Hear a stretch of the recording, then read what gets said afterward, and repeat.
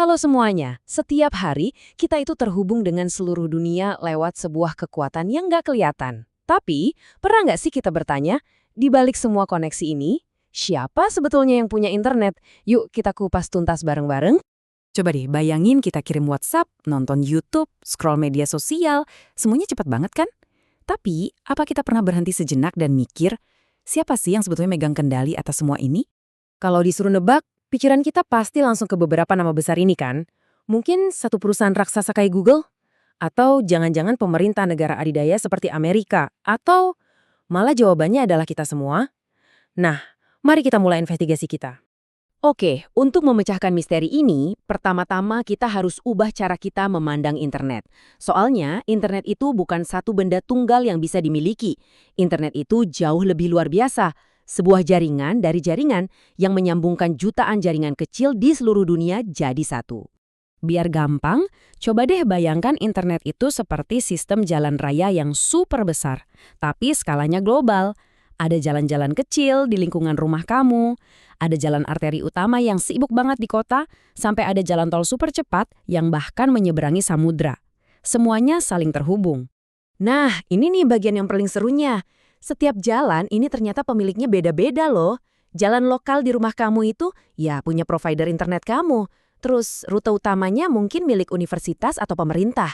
Dan jalan tol supernya itu dikuasai oleh perusahaan-perusahaan teknologi raksasa. Semuanya memang nyambung, tapi nggak ada satupun pihak yang memiliki seluruh sistem jalan raya itu. Jadi, inilah jawaban dari pertanyaan besar kita. Siapa pemilik internet? Jawabannya, nggak ada. Beneran, nggak ada satu raja, satu perusahaan, atau satu negara pun yang bisa mengklaim kepemilikan atas semuanya. Tapi, tunggu dulu. Kalau nggak ada yang punya, kok bisa semuanya nggak jadi kacau balau ya? Gimana ceritanya email dari Jakarta bisa sampai ke Tokyo dalam hitungan detik? Siapa atau apa yang membuat aturan mainnya? Nah, disinilah kita berkenalan dengan para pengatur lalu lintasnya. Penting banget untuk dicatat. Mereka ini bukan pemilik, mereka nggak punya jalannya, tapi merekalah yang membuat rambu-rambu lalu lintasnya supaya semua orang bisa berkendara dengan aman dan teratur di dunia maya. Ada dua pengatur utama yang perlu kita tahu. ICANN dan IETF.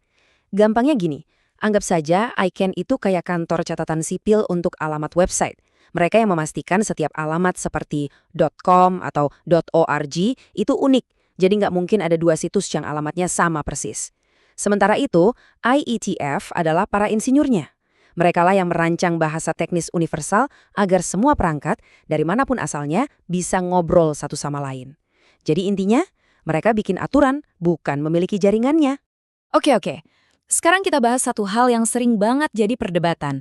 Bener nggak sih kalau Amerika lah yang sebetulnya mengendalikan internet? Ide ini datang dari mana dan seberapa besar kebenarannya? Kepercayaan ini ternyata berakar kuat pada sejarah. Cikal bakal internet, yang namanya ARPANET, memang sebuah proyek militer Amerika Serikat di tahun 60-an. Dan ketika internet meledak di pasaran, raksasa-raksasa seperti Google, Amazon, dan Facebook lahirnya ya di sana. Jadi wajar kalau pengaruh Amerika sejak awal itu memang besar sekali.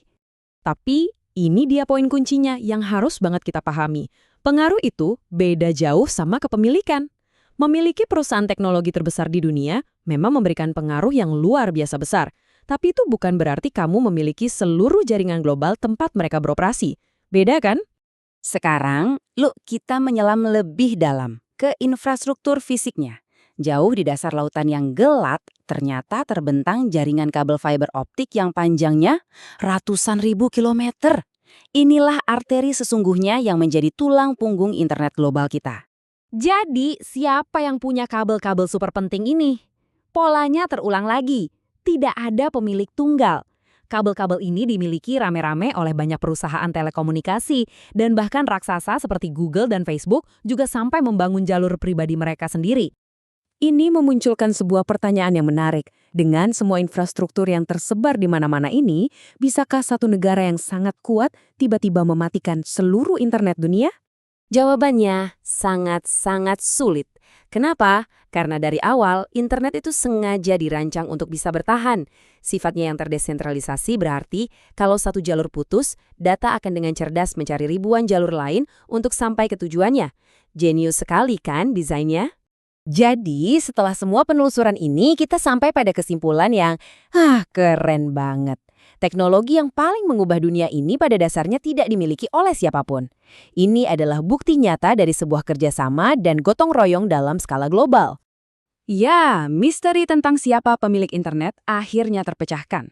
Jawabannya bukanlah satu entitas, melainkan sebuah kolaborasi dari kita semua di seluruh dunia. Tapi, terpecahkannya misteri ini justru melahirkan pertanyaan baru yang mungkin jauh lebih mendesak.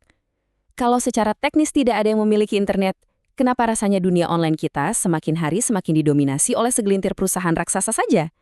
Apakah internet yang bebas ini pelan-pelan sedang diambil alih? Nah, itu adalah topik untuk lain waktu.